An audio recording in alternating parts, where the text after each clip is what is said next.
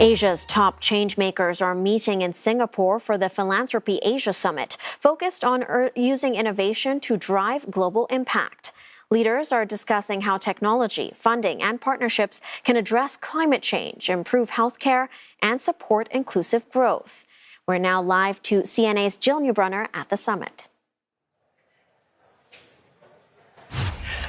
Rani, as philanthropy expands all across Asia, questions are growing over whether funding is reaching the children who need it most and why critical stages of learning are still being overlooked. Well, UNICEF's Global Director of Education and Adolescent Development, Dr. Pia Rebello Britto, joins us now to discuss what's working, what isn't, and how Asia could reshape the future of global education. Dr. Britto, thanks for joining me. My question is philanthropy today bold enough in education, or is it still too focused on safe, incremental interventions?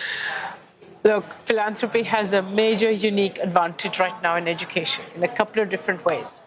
Firstly, globally, we are seeing a lot of shift in traditional official development assistance shifting. So there is a moment now for philanthropy to make a big catalytic change. The second is philanthropy plays a unique role in education. It can enable the sort of innovation aspect in really testing out models, taking some risks that then the public sector and domestic resource can scale up. And in that pipeline of innovation to implementation, I think philanthropy can take more risks around it. And what I have loved about being at the summit today is the way the philanthropic sector is coming together in defining those elements and how they can work to be stronger for education. Right.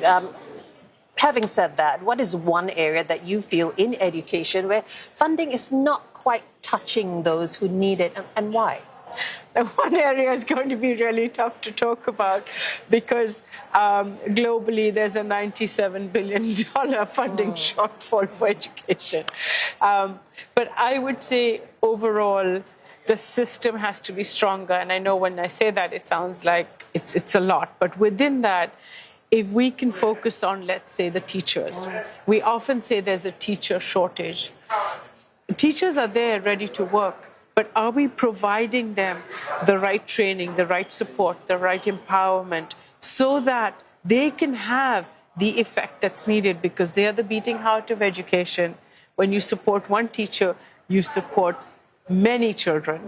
And through building up the teaching learning environment to improve the quality of learning. And here I'm talking about both in-school and out-of-school facilitation of learning.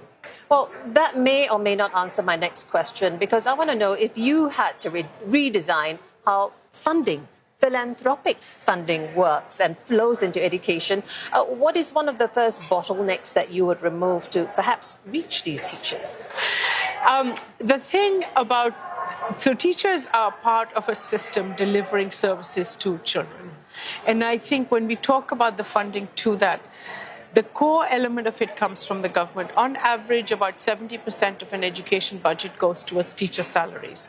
Where we need to unlock is we need to uplift and prioritize teachers. It is a workforce that isn't getting the attention it should get.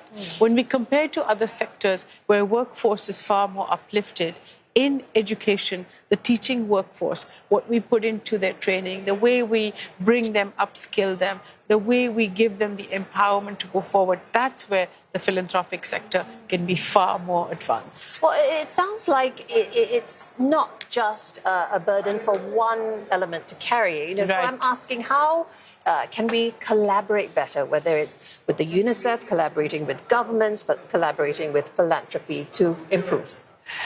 I think there's a very nice ecosystem of education that exists in most countries.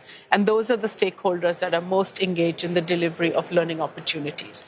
In that ecosystem, the closer it follows what is called the government's education sector plan, and we all know governments have that, and the more we contribute to our piece of it, the better we can accompany governments in the delivery of learning for all children. At the same time, pulling out what's equitable, so we don't only reach the privileged, getting to the hardest to reach. Within that, UNICEF plays a very key role. We come in as a partner to government, bringing technical support and assistance, convening local actors around agendas, especially those that are the most progressive when we look at data systems, budget reform, teacher support, all those elements linking pre-primary to primary. There's so many I could get into. I know, but I did want to get in one question to you, which is relevant to the day and the enormous enthusiasm around AI in education now.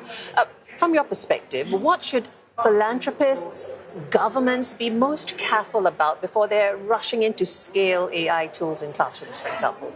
Thank you for asking that question. It is so critical because so far we have always chased technology. Governments and philanthropy, when AI is at the doorstep, the critical questions you need to ask is this solution really tailored for education? Or are we bringing an external solution into the system? Is it tailored for the global south, that it preserves the diversity of language, the diversity of learners?